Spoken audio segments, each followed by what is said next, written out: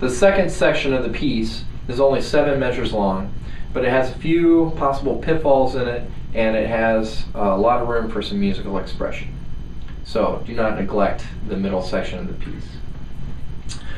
The first thing to think about are the 6 partial notes, which are your high E in the second bar of the moderato section, and in the 4th bar the high F.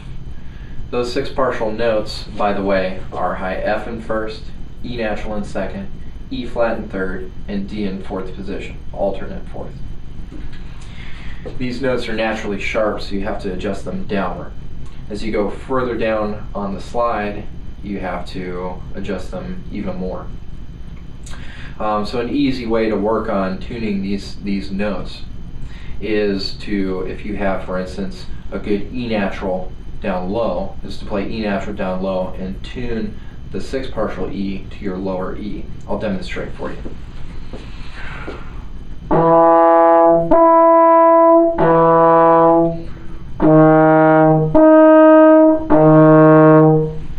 You can see that there's a definite movement and adjustment on the slide for those notes to be in tune.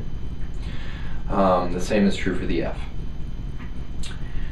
So it might be a small adjustment, but it's very apparent when you're listening to the exercise. The other thing is there's a lot of wide intervals in this, and to alleviate response problems, it's good to think about blowing all the way through 2 large phrases. Now musically, I like to see this as sort of a call and response. So I tend to phrase together the first 4 bars. I tongue the high E natural, but I phrase through the first 4 bars. And then as a response, a little bit softer, the last 3 bars. Alright, so first I'm just going to go ahead and play this so I get the pitches in my mind. I'm going to try singing, I'm going to buzz, and then I'm going to go ahead and play minus articulation. So I'll show you exactly how I would practice this.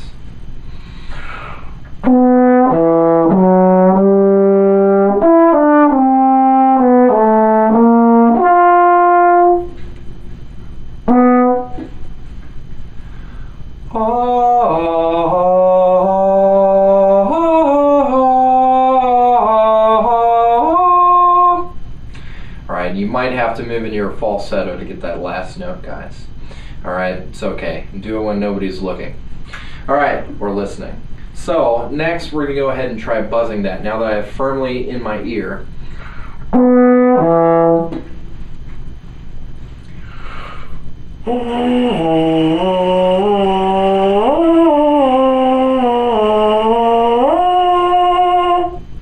Okay, now I'm going to try playing that on a horn without any articulation.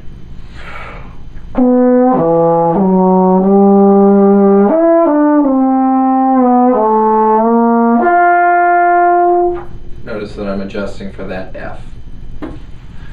Okay, now I'm going to go ahead and add in the important articulations and the legato tongues, so I get rid of the smears.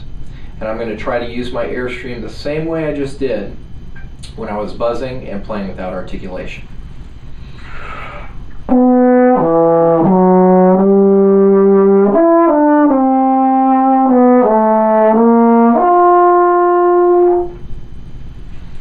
And there we go. No response problems. So this is a good method to work on this section of the piece. Next, let's try the second couple bars. We'll do the same process.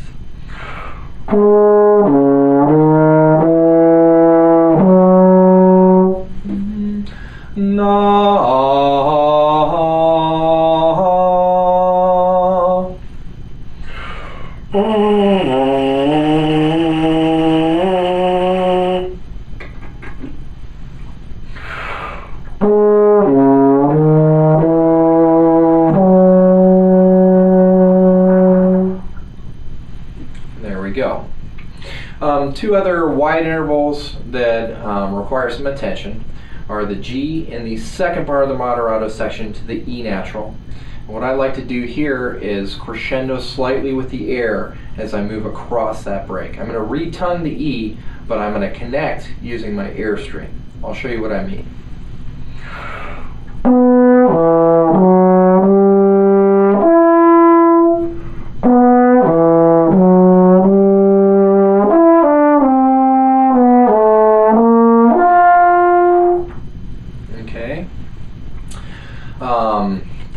second large interval is the B flat to the high F in the fourth bar.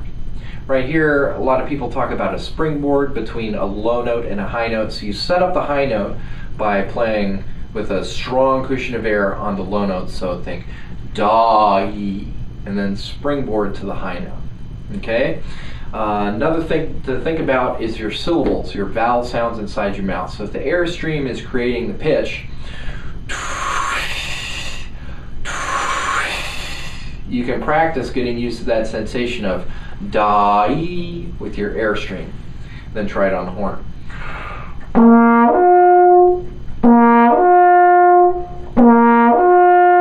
And slowly you can iron out those, catching those partials in between. Another way is on the mouthpiece.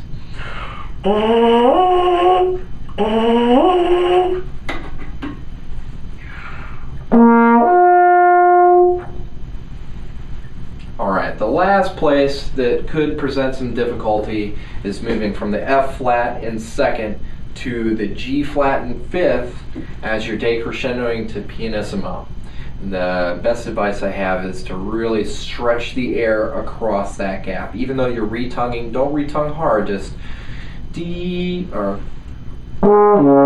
no, da. Think all the way through that G flat note before you start releasing the energy and tension, okay, in the phrase. So I'll go ahead and demonstrate that for you.